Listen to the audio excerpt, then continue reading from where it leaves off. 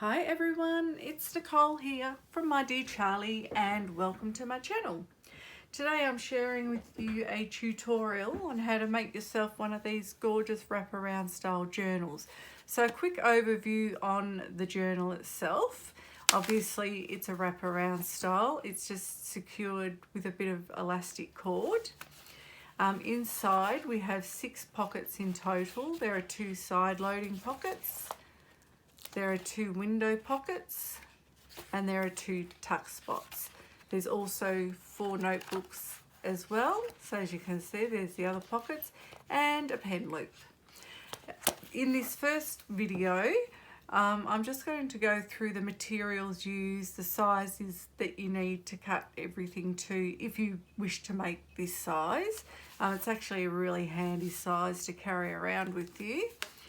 And then in part 2, we'll get into actually assembling it, putting it all together to the finished product.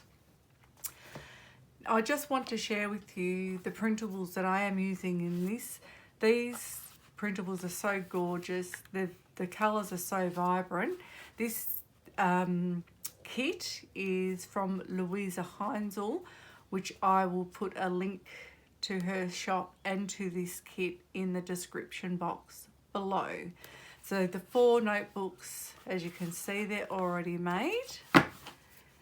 And then we have the inner cover with the tuck spots and the pocket windows. And then we have the cover that has the side loading pockets and then this stunning design. So what I'm going to do, I'm going to put up everything that I used to make this journal. I will also share with you the measurements to make this size journal, and then I will give an overview of how we get it from plain pieces into this.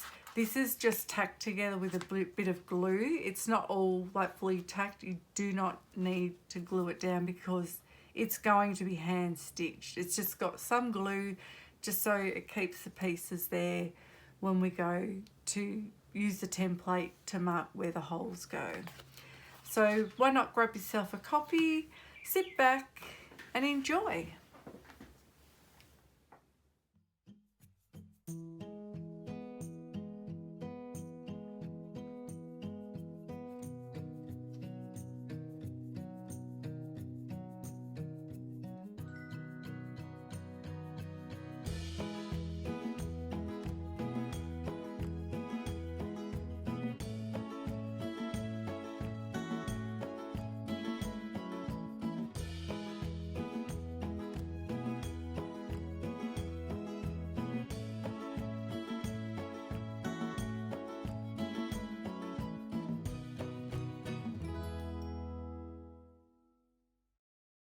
$1,000,000 question, which glue? So for this project I have chosen Helmer's fabric glue. This is my go-to glue whenever I'm using craft text or obviously fabrics, and it is brilliant with Tyvek as well. I find that it bonds really well with all of those materials, and that is why I choose this glue.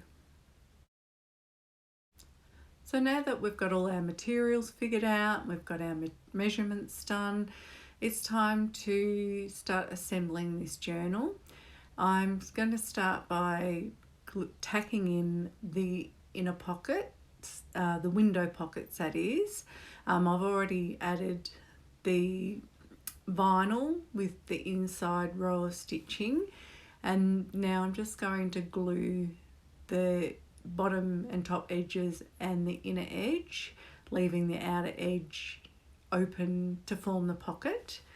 As you can see, I'll do faff around a bit, making sure that it's properly lined up. I like to sort of press it down a bit because sometimes working with craft text, it doesn't shrink or anything. It's because you've got creases in it. You just want to make sure that you've got it nice and flat and nicely lined up. I'm a bit pedantic when it comes to that, but that's just how I roll.